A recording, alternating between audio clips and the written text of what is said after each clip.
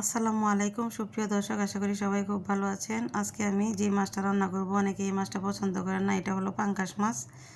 এটা অনেক বড় একটা পাঙ্গাস মাছ, 4 কেজি ওজনের। আমি আজকে পাঙ্গাস মাছটা রান্না করছি। প্রথমে চলে একটা ডেকচি বসিয়ে পরিমাণ মতো তেল দিয়ে দিলাম 2 টেবিল চামচ রসুন কুচি, পেঁয়াজ বাটা দিয়ে দিলাম 4 টেবিল চামচ, আদা বাটা দিয়ে দিলাম 1 চা চামচ।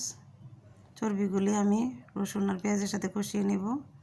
আর এখানে দিয়ে দিচ্ছি 4 টেবিল চামচ কাঁচামরিচ বাটা, হলুদ গুঁড়ি দিয়ে দিলাম 2 চা চামচ, ধনিয়ার গুঁড়ি দিয়ে দিচ্ছি 2 চা চামচ, জিরার গুঁড়ি 1 চা চামচ দিয়ে দিলাম। মশলাটা ভালো করে একটু পানি দিয়ে কষিয়ে নিব।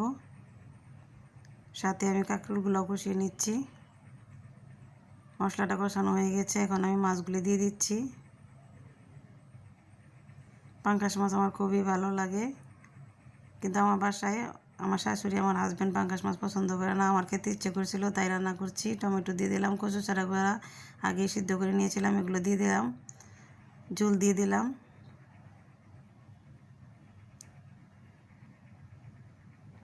মাছটা রান্না করা হয়ে গিয়েছে, এখন অল্প একটু লবণ দিলাম, লবণ কম হয়েছিল তাই।